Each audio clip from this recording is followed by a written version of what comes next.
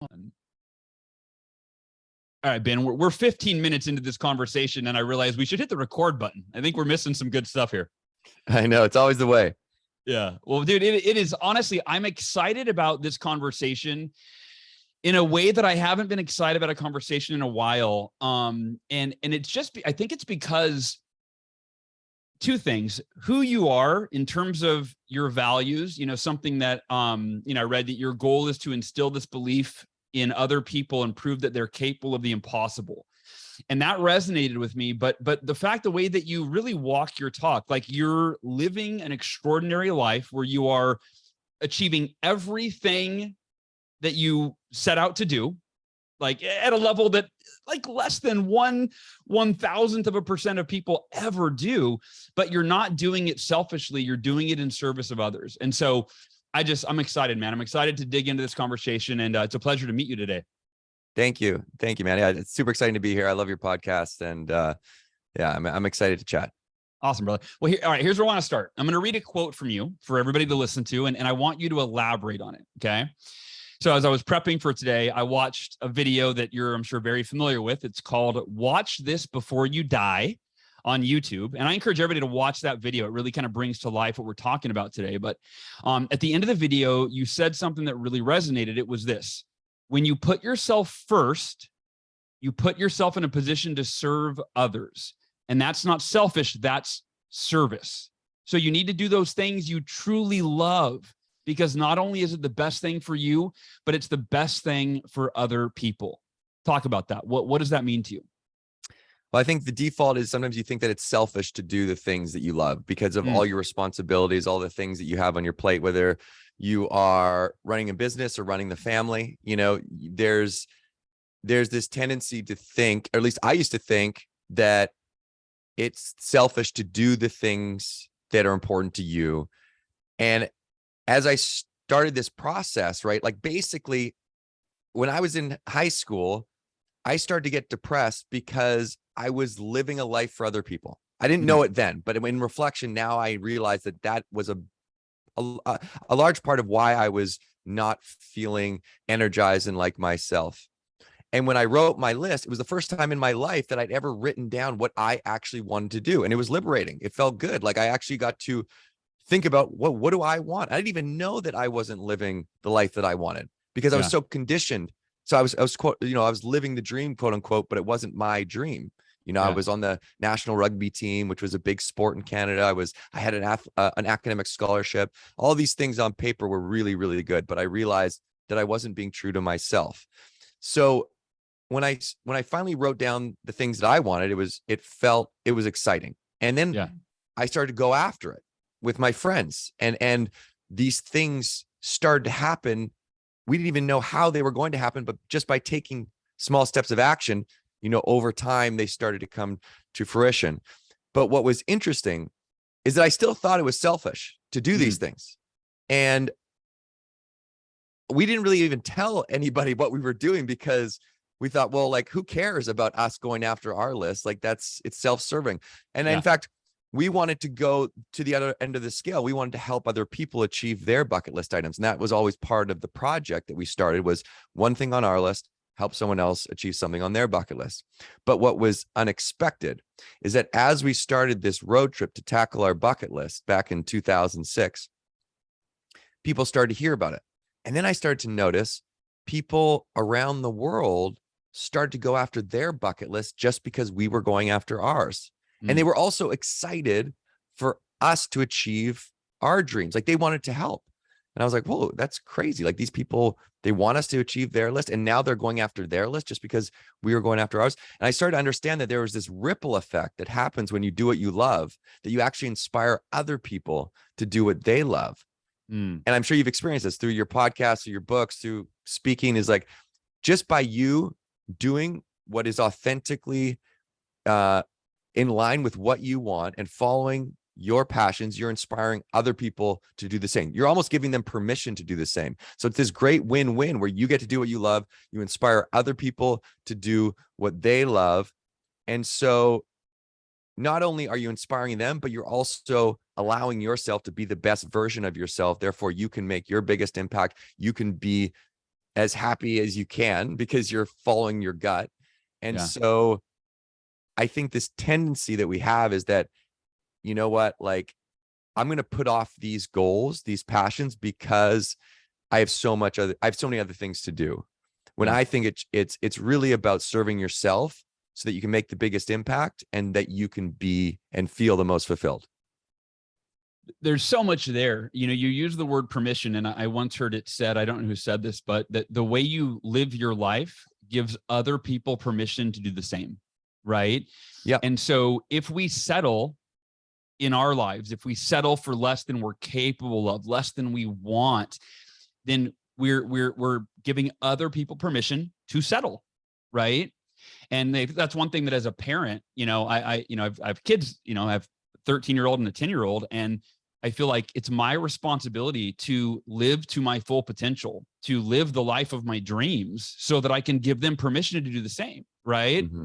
If they look back and they're like, oh yeah, my dad hated his job and he just did it to pay the bills, and right, then how are they going to be inspired to do anything more than that? Right.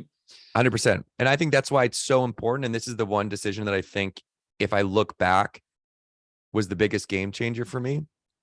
Was, I told you, I went through this depression when I was in first year university, dropped out of school, got dropped for the national rugby team. I had so much anxiety about, I played fly half, so I was kicking the field goals, calling the plays. I didn't want to miss a kick at the World Cup, because I'd missed a big kick in a championship game in high school. And so I was so worried about what other people thought, Yeah. and literally my friends pulled me out of the house to go work in a new town for the summer. And that started this basically this process of me coming out of these dark feelings, because I started to like do things on my own. I got a job. I started feeling some confidence. I started talking about what I was going through for the first time. But the real thing that changed things for me was I started to meet new types of kids that were inspiring. And I realized that they gave me energy. And so after that summer away, I was starting to feel back to myself. And I was like, you know what? I'm going to try and only surround myself with people that inspire me. Yeah. Just because I need to get energy from people because I feel so down. And that one decision of just being like conscious and aware about the people I surround myself, I actively reached out. There was one kid that I knew that inspired me. And it was a filmmaker from my neighborhood. And deep down, I'd always had this dream of like making a movie or making a TV show with my friends. Nice. And so I called up this kid. I was like, his name's Johnny. I was like, you make movies. I want to make a movie. Let's make a movie. And we got two other buddies, and that started The Buried Life. All out of this one. And I still subscribe to that because like you said, and my parents are the same. My parents are self-employed and they were always around, and they had, my dad's a clown, he's like a theatriral clown. He plays music. Oh, literal clown. Okay. Yeah. Like he's a clown and he's a little clown. Yeah. And my mom, I don't even know what my mom did. She just sort of was like a business coach, and she Nice. did all these different things.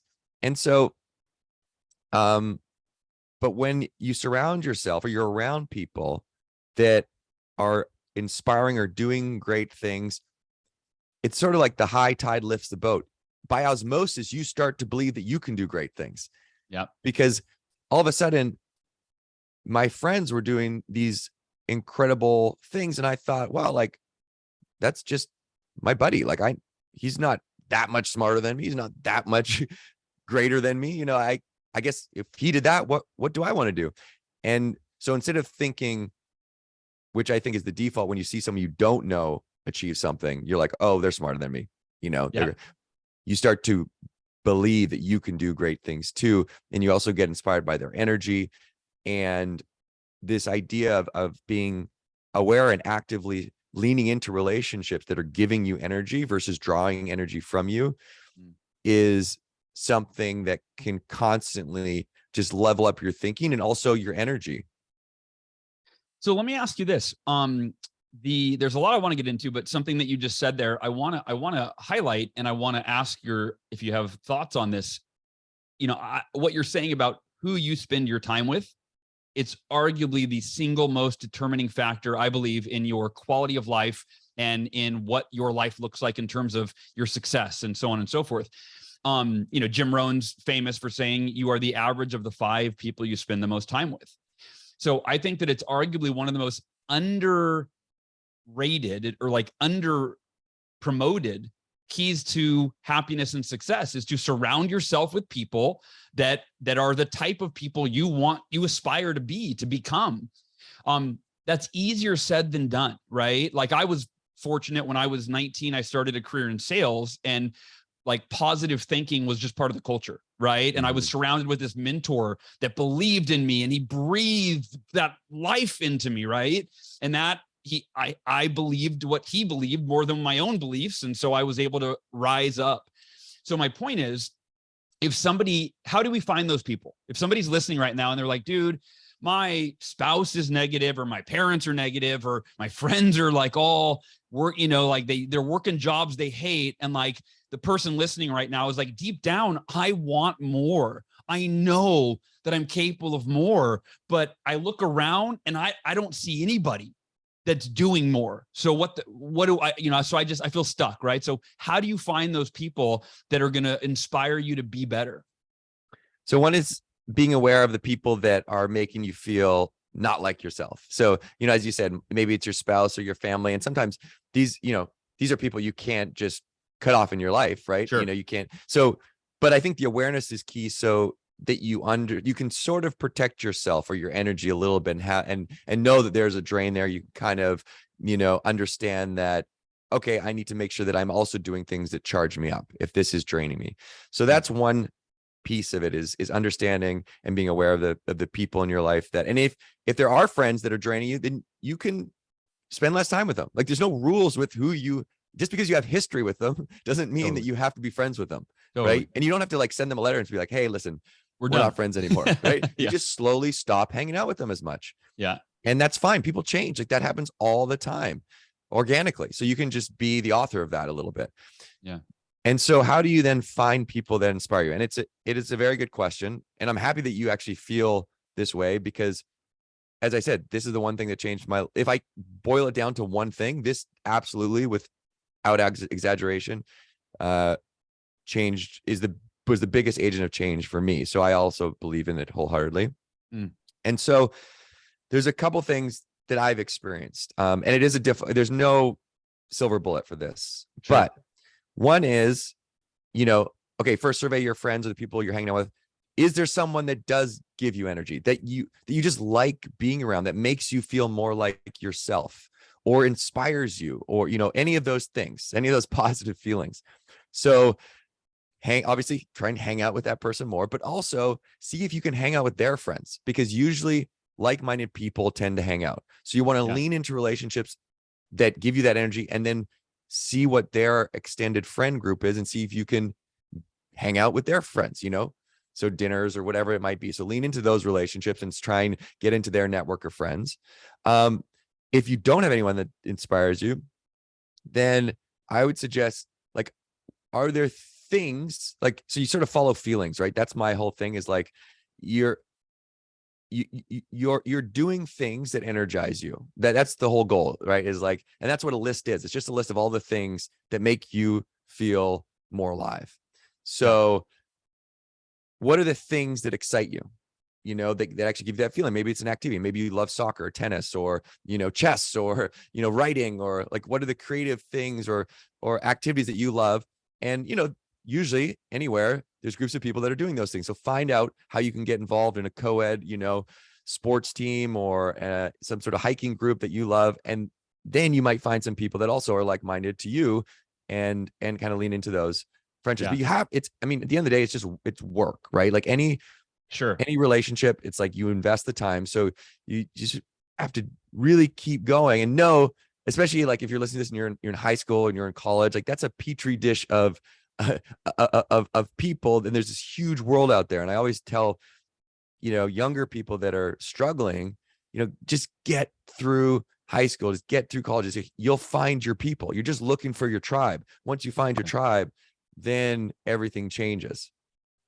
That's great. And I like, what you're saying. You put yourself out there. It's work. It's not, people aren't going to fall into your lap, right? So if you're going, well, I don't have anybody in my life. Okay, go find them. And I'll add a couple of thoughts to that. A couple of ideas. Number one is, be that person and bring others up with you. right? So if you don't have anybody around you that's living an inspired life, go, you know what? I'm going to live an inspired life. I'm going to reach out to my friends that are settling for mediocrity, and I'm going to challenge them and say, hey, why don't we sit down? Why, in fact, right, I'm holding your bucket list journal in my hands right now, right? Why don't we make our bucket list? And why don't we, just like you did with your friends? I mean, you were 22 years old when you did that, right? You know, you didn't have a whole host of life experience, right? Let's you be the one that reached out to, let's make a list of the things we want to do with our life, and let's do it. And when your friends are like, what are you talking about, man? I'm just trying to, you know, get by and pay the bills and right?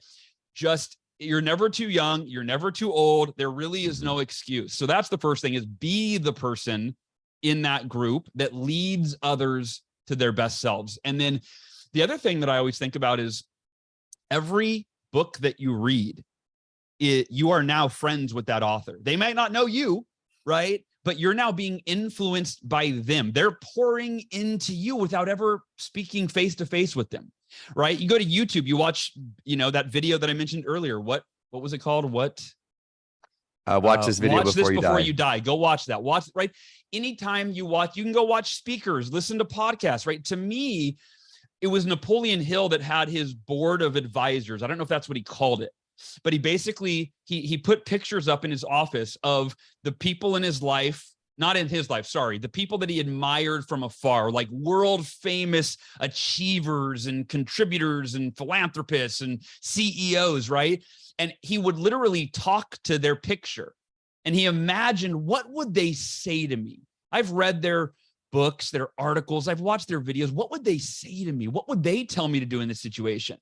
Right? So you can use your imagination, and you can use resources like the books that you read, the videos you watch, the podcast you listen to, that can become your circle of influence, right? You can literally choose, you can handpick anybody in the world that has put content out there to now be in your circle. And all of a sudden, if you're reading books from the 5 people that you want to be influenced by, now that is your circle of influence. They're influencing your thinking. They're influencing what's possible for you, right? And then you can emerge. So those are kind of 2 different sides of the coin of how to create your own circle of influence. So I want to dive into goals. This is the Achieve Your Goals podcast. And so in the past 10 years, you've achieved, and it's probably more than this, but I know at least 98 out of the 100 goals that you set out to achieve, that's why I said earlier, right? You're in like the top 1/1000th of 1%.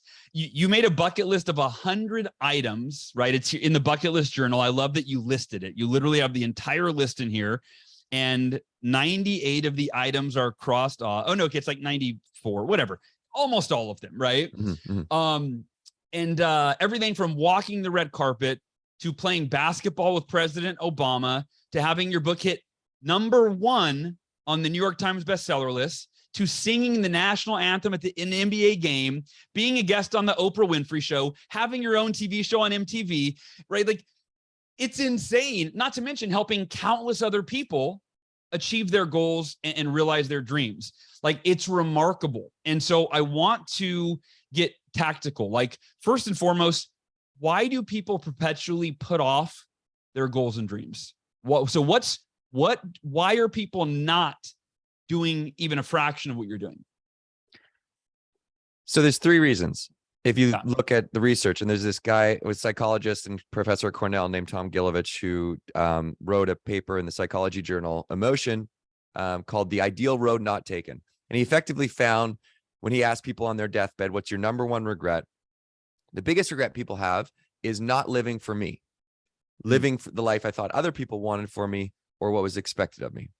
So that's messed up. 76% of the population is going to live their whole life, reach their deathbed, lay on their deathbed, reflect on their entire life, and be like, shit, I blew it. I lived for other people. I didn't even do the things that I wanted, you know? So that's a big problem. Why does that happen? So he looked at the 3 reasons. And so the first is that with these personal passions and goals, there's no deadlines, but we got deadlines for everything else in our life. We got work deadlines, life deadlines. With these personal passions and goals and bucket lists and dreams, whatever you call them, there's no deadline. So something always gets in the way. We push them. Fire we got to put out, something at work, something with the kids, So we say, let's do it next week. Let's do it next year. And then it never comes, right? No it never deadline. comes. So it's never. Yeah, exactly. So I'll keep going through the problems, then we can talk about the solutions. The second problem is that with these personal goals, we're waiting to feel inspired to go after them, but the inspiration rarely hits. The biggest issue, and this is why, and I'm glad you touched on it before about putting yourself out there to meet new people. Most people don't do that because you have to be vulnerable because of fear, right? So fear of what other people think or fear of failure is the biggest thing that stops us from going after these goals. So now let's talk about the solutions. And these are all things that there was no grand design when we started this road trip but in reflection, I realized that we stumbled into this thing that ultimately it felt just like a bucket list, but it really was a way to live your life. And the first piece is like, okay, let's look at the first problem. No deadlines. So how do you overcome that? You need to create accountability around these goals. How do you do that? Well, one, you write your bucket list, because by writing your list, you take ideas and things that aren't real, you make them tangible. Seems very small and it's very easy to do, but it actually builds accountability. Now you have a reminder that those goals and dreams exist. You get buried by the day-to-day and you come back to your list. It points you in the direction that you want to go. It also forces you to slow down and think about what's important to you, which in a world where 3/4 of the population are living for other people, it's important that we reflect and make sure we're on our true course. This whole project is actually inspired by a poem written over 150 years ago called The Buried Life, which is written by a English poet named Matthew Arnold. My friend Johnny, when we started this, he was assigned it in his first year English class. And he was talking about this same feeling of getting buried by the day-to-day and not doing the things you want. So this is the human condition, right? It's been happening for hundreds of years. We perpetually push these things because we get buried by the day-to-day. So there's this great line in the Buried Life poem about tracking your true original course. And that's all this is about. This is about you tracking your course, you being true to you, so you can, as I said, make your biggest impact and be fulfilled. And so you need to stop and think about what your true course is, before you get swept up by what other people want. Because sometimes we're unconsciously living the life other people want for us without even realizing it. Yeah. Which was with my experience. So there's great power in writing your list, and you want to write your list in a place that you cherish, that you keep, that you come back to, that you love, so you can update it over time. So that's one great way to build accountability. The second is by talking about your dreams, because when I share my goals, I feel accountable to the people I share them with, right? If I'm on this podcast and you're like, Ben, what's your big goal this year? I'm like, I'm going to write my next book. I'm super excited about it. I'm going to write my next book this year. And then I see you 6 months later and you're like, hey, Benny, how's the book coming? And I think, well, I better start writing that book, right? By talking about your goals, you build accountability, but also if you don't talk about your dreams, no one can help you. You're on your own. And the only way that we cross things off our list is through the help of other people. Yeah. So you have to move through that fear of what other people think and share your goals and ask for help. So you're 77% more likely to achieve your goal if you also have someone checking in with you down the line. So if I share my goal, I say, how my goal is to write a book. I'm going to send you an update every month. I'm going to send you a chapter. I want you to read it. You don't have to give me notes. I just want you to read it. I'm just going to send it to you, or you check in with me. So accountability buddies, that increases your chances by 77%. So that's sort of how you get over the no deadlines and building accountability. Beautiful. Okay. The second problem, waiting for inspiration. So, you create your own inspiration through action.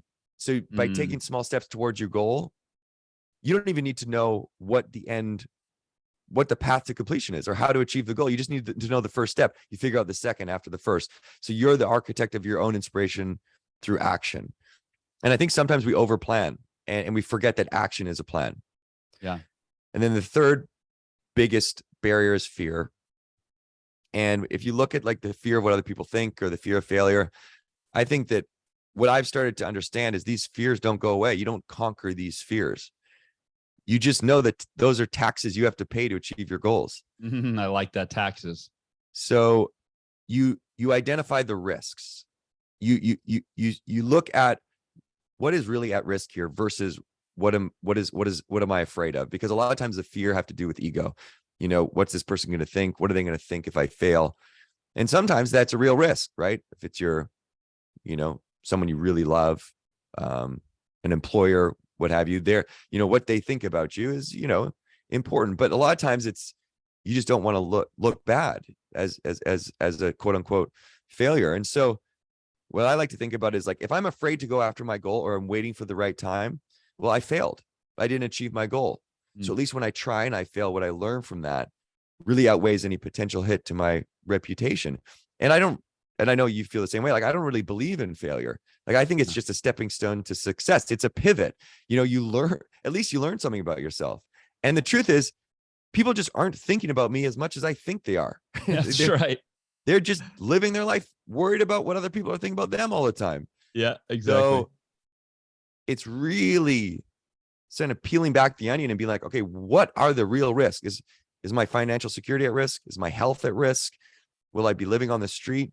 He's like, no, probably not. Like, I may have to go back to the job I had before, or, maybe I know I'm going to be okay, but it's going to be tough. But it's like moving through that vulnerability again. Those are that's like the toll booth, you just got to pay that. And you get more comfortable with being uncomfortable because that means that you're growing. That's net positive. Like, you're actually evolving. That's a sign that you're pushing yourself to grow.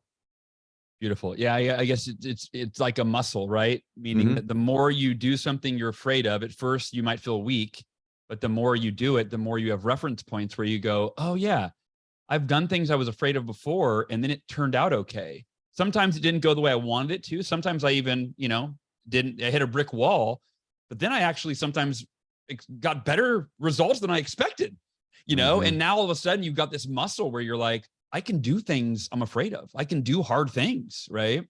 I love what you said. I've never heard it put that way.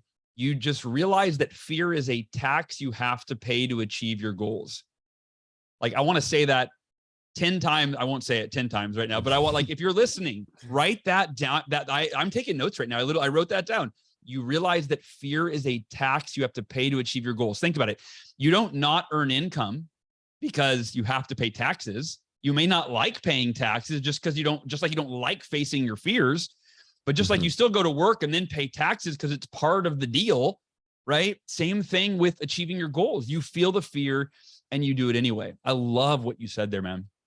Yeah. And I think that hit home, when I've been a big fan of Tim Ferriss for a while, and, you hear him talk about, you see his TED talk and you're like, fuck, that's amazing. This guy's unbelievable.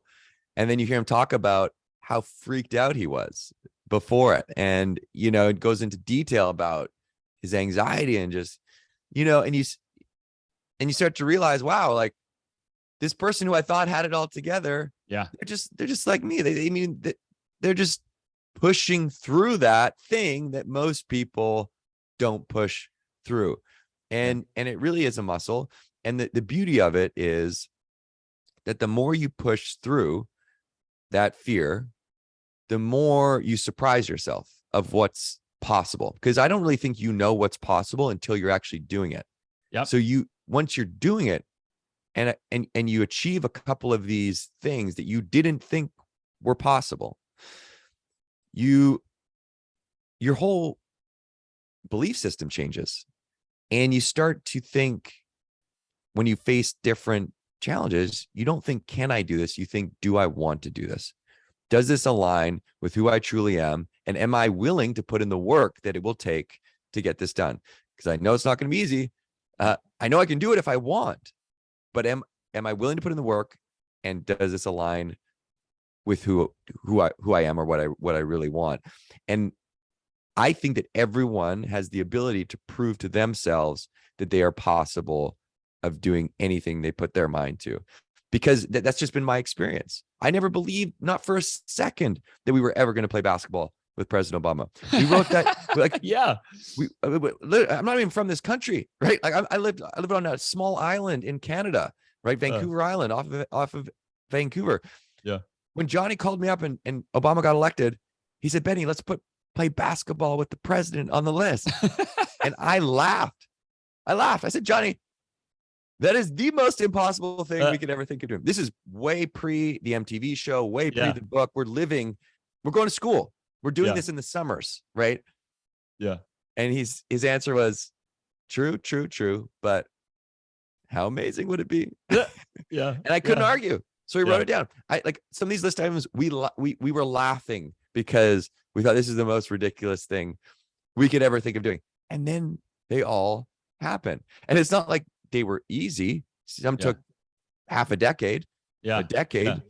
But along the way, we started to realize, like, oh my God, like anything is possible. And I also want to mention, like, I feel privileged to be able to have done the things I've done in my life. And I understand that everyone's path is different. Sure. And a bucket list is not about the accomplishments, right? It's not about, we did these big things because we wanted to. And I think if you have a big dream, it's important to unearth that. But no big dream is any greater than any quote unquote small dream. What I've realized is a bucket list is just a list of the things that are important to you, the things you will regret not doing on your deathbed. So that could be more time with your family. That could be, giving back to your local church. That could be climbing Everest. Like there's the only thing that's important is that it's for you and it gives you energy and it fills you up. It gives you joy. So that's why when I think about a bucket list, I like to help people reframe what it is. It's not just adventure and travel. There are 10 categories of your life that you want to think about when you're writing your bucket list, and adventure and travel are one of them. But there's also mental health. What are your goals to reduce your stress, to increase your well-being? There's physical goals, relationship goals, right? As you said, like, it's important to make sure that you invest in those relationships that are important to you. There are intellectual goals. What do you want to learn? Creative goals. I think that's an often overlooked pillar of wellness is creativity, because that's your true expression. That's when you get into flow state. You're doing something that just brings out your true essence.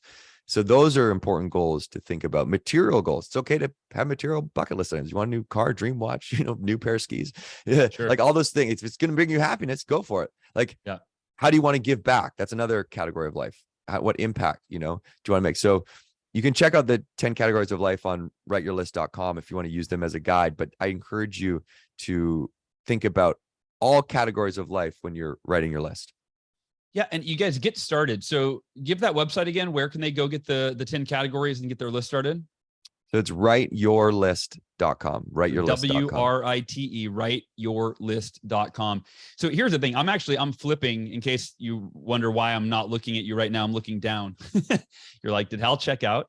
No, I'm looking at the bucket list journal, right? I'm looking at this, and you did such a good job with this. So I'm looking, you've got the 10 categories in here. You've got thought joggers. But what I love about the list itself is for each list, you've got the list item. Then you've got before, which is, this is important to me because, right? And that why, like Simon Sinek says, that's what drives us. That's what gives us the fuel to do whatever it takes to figure it out. My reward for completing this goal will be, I will complete this by, right? You put your hopeful date. Of course, it might take longer, might happen faster. And these are all to build accountability, right? Yeah, like exactly. Yeah, deadline, exactly. reward, at least a deadline. Yep. It's better to have a deadline that you have to move back than no deadline at all, right?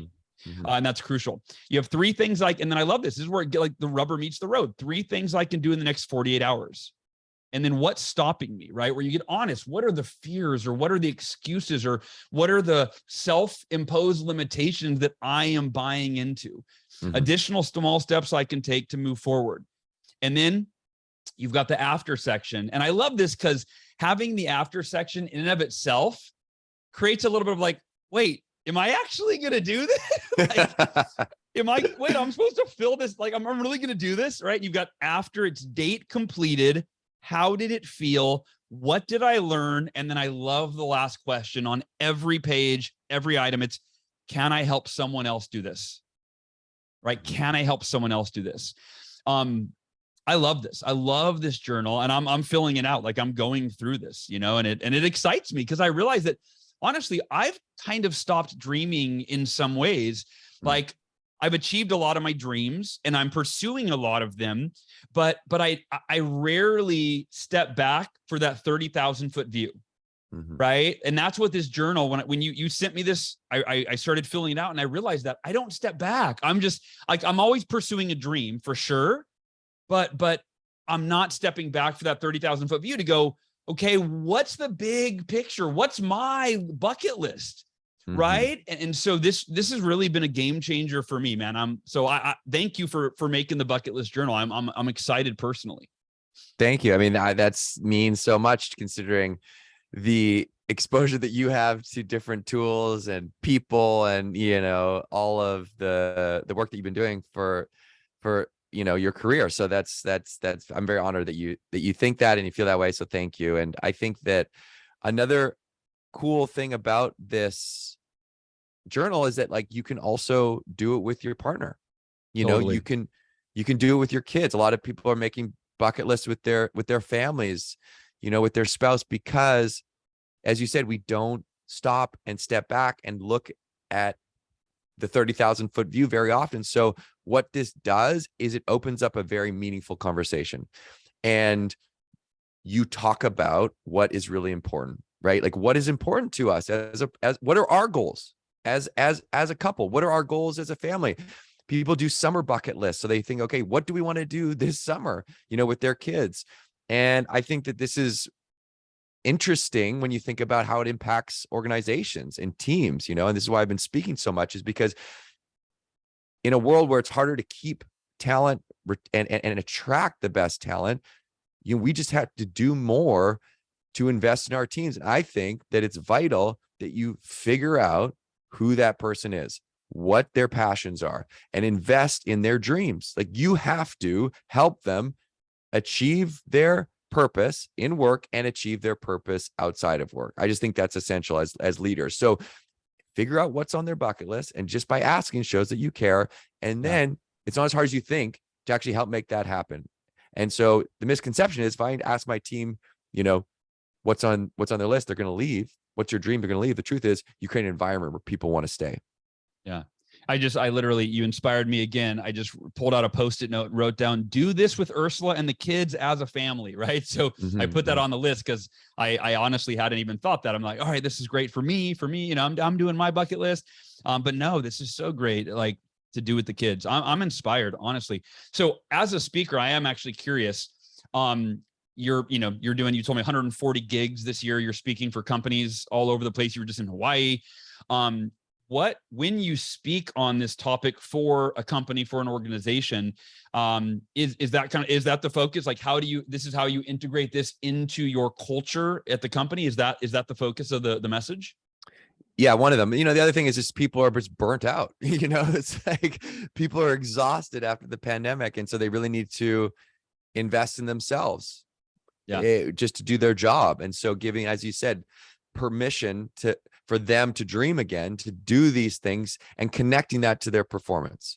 Yeah. So when you're out there, and it's a work-life harmony. Like, I think I saw Jeff Bezos speak, and that was the thing that stuck with me was, everyone's like, how the hell do you do all the shit you do? Like, how do you have a work-life balance? He's like, well, I don't look at it like work-life balance. I look at it like work-life harmony, which is about energy. It's an energy exchange. I get energy from the work I do. I get energy from life. So yeah, sometimes I work 20 hours a day, but I love it.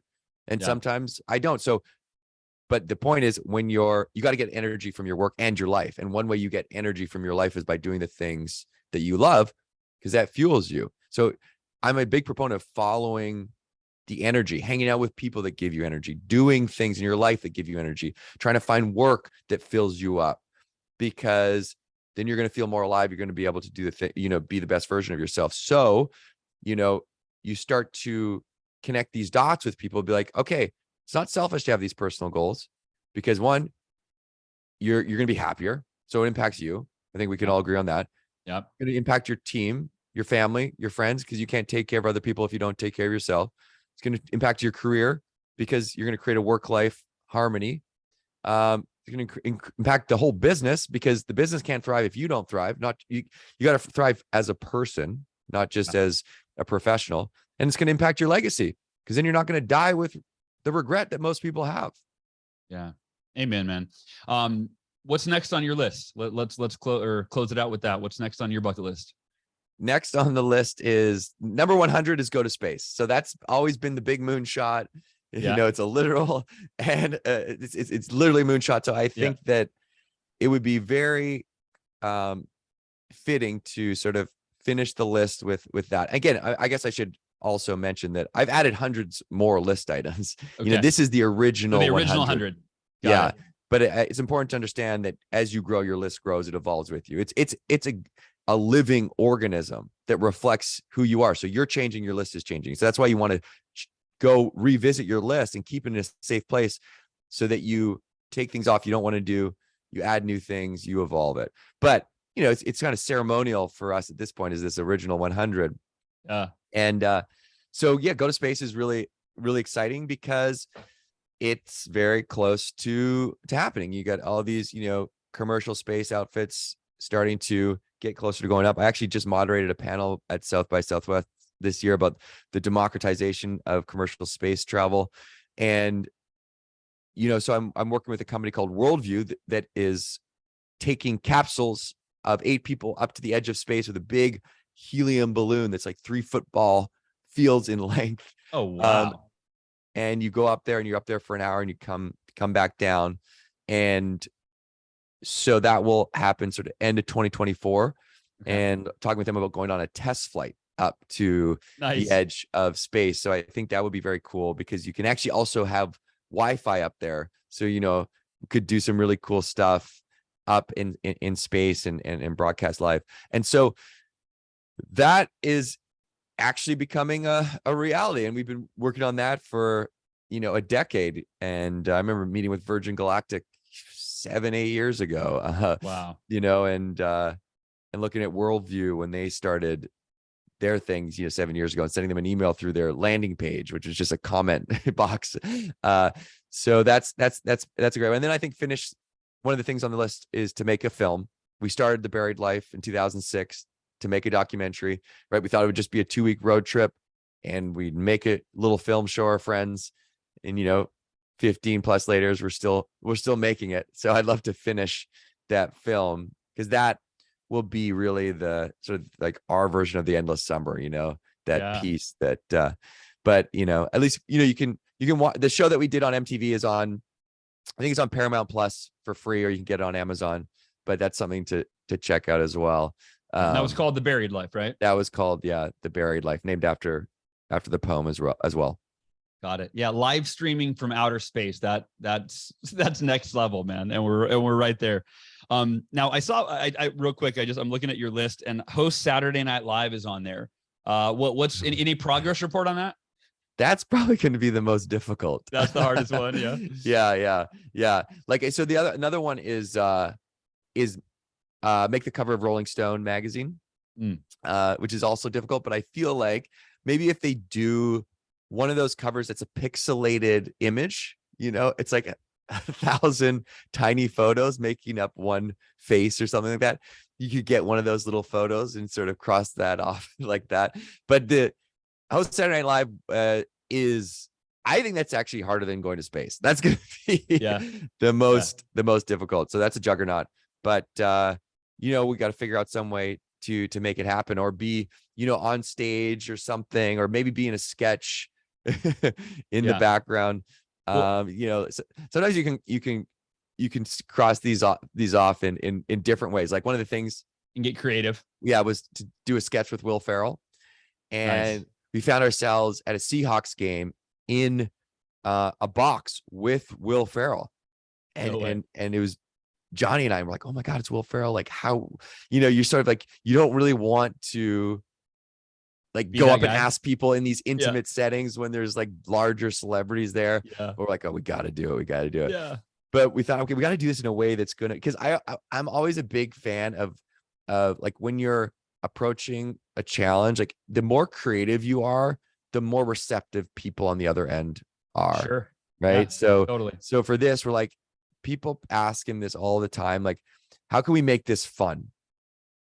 And so we went up and said, hey, listen, Will, we're huge fans. We're doing this list of 100 things to do before you die. One of the things on our list is to do a sketch with you, a comedy sketch. But we think it'd be funny if we actually cross it off by doing an actual literal sketch with you. So we had a notepad and then we drew a sketch with him and we have the sketch on a photo. So that's how we crossed off. That's funny. That's really funny. That's great. Yeah, totally creative. And here's the thing, just for everybody listening, and we're going to wrap up right now, but I want you to think about the crazy items that Ben has written on his list, right? Play basketball with a president, go host Saturday Night Live, and think about it, how far is that from what you would ever write down? And I don't mean the things specifically on Ben's list. I mean the caliber of these things, like things that are so far out of your comfort zone that you don't have any idea how to do. You know, like that story that Ben told, you know, playing when his friend called and was like, hey, we should add playing basketball with Barack Obama to our list. And Ben was like, that's like impossible. But if you write it down, now the seed of possibility is planted. And if you never write it down, whatever it is for you, that seed is never planted and it cannot grow. There's no harm in writing it down, but there is a huge potential benefit and payoff. So I encourage everybody to get a copy of the Bucket List Journal. You can grab it on Amazon. If you're not ready to buy the book for any reason, and it's not a book, it's really a journal. So if you're a Miracle Morning practitioner and scribing is part of you, that's what I've been doing during my Miracle Morning. My scribing time for the last couple of weeks has been working on the Bucket List Journal. So you can fit it in. You've already got the time in your schedule. And if you're not ready to get the book, though, go to writeyourlist.com and at least get the free materials to get your list started, organize the 10 categories of your life that Ben talked about. Ben, it is a pleasure, man. I geeked out on this conversation. I had a blast. You're fun to talk to. Yeah, thanks, man. You're a legend. It's been great. And yeah, I'm excited to see you in Austin. And thanks for having me on the show. You got it, brother. All right, goal achievers, members of the Miracle Morning community, I love you. Start your bucket list and start making these dreams happen. And I will talk to y'all next week.